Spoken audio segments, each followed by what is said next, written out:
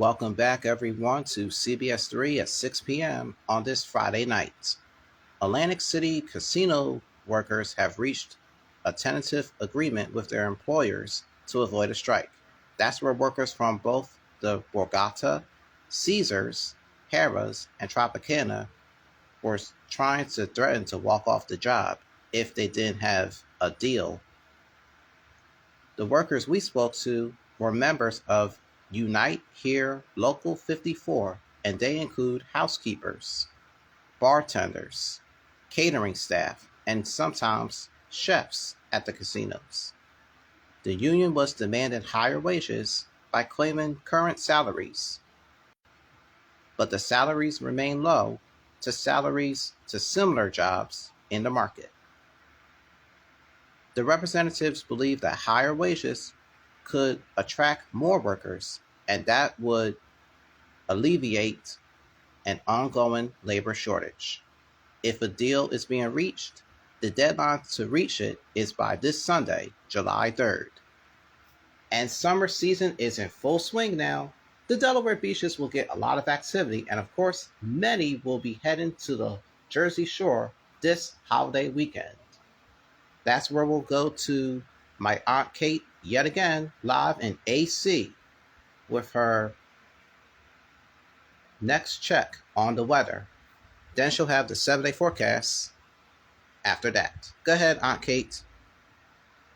Such a quick trip from the city. So many people coming down the shore for the holiday weekend.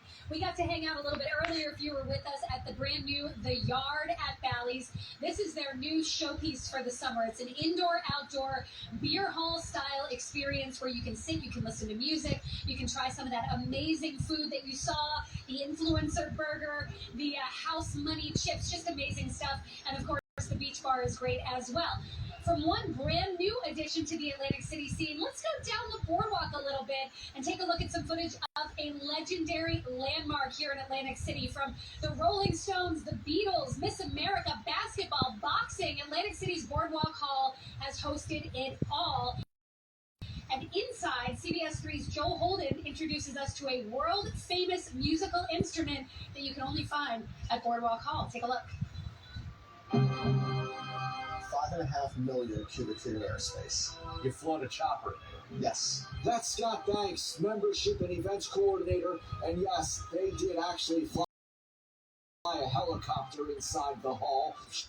Show off, look how big this room is, move. That same mentality gives us what is said to be the largest pipe organ in the world. The thinking, I'm told, no 1920s orchestra could fill the place, so let's build the biggest organ on the planet. Largest pipe organ in the world, yes, sir. 449 ranks, which you could roughly equate to 449 symphony voices. That's a big orchestra. That is a very big orchestra. We got the nickel tour, stepping about the many ranks of pipes housed in several chambers in the front and sides of the hall. Is it safe to be in here if you're playing? Some of the lowest notes stand taller than a house. Famed organists have sponsored some notable pipes. This one is so low, it's not actually heard, but felt. The contract to build the organ was signed by the city in August 1929, 2 months before the stock market crash. Work took off on this piece of music mastery. The pipe organ was literally built into every part of the building, from the attic all the way down to the basement. The organ is a wonder, with its dozens and dozens of stops and 7 keyboards or manuals and pedal board. Tones, combinations, and variations are endless. The color of the organ, limitless. What's important for me is for the organists that come here, it's the biggest set of crayons in your coloring box possible. That's what makes this unique. You have voices here that can be typical on pipe organs but don't speak into a space this size, and also voices that have never been explored anywhere else. Work is underway to finish the organ. You heard right, it was never completed.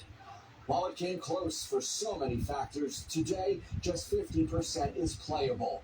By October, that number will increase as another division comes online. For years, the instrument was sitting in silence, so in recent years now, it's coming back to life, and many of the older trade unions here in the building have said it's like the soul of the building is being reawakened. And now my turn.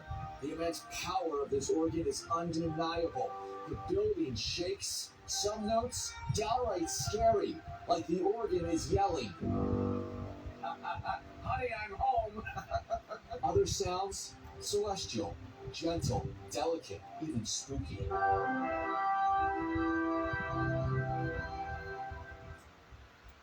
All right, there you go. Now that's organ music to my ears. They should hire you to be the next church organist for sure. Thank you, Uncle Joe. And thank you too, Auntie Kate. The 7-day forecast from CBS 3 is coming up next. You better stay put, everybody. We'll be right back.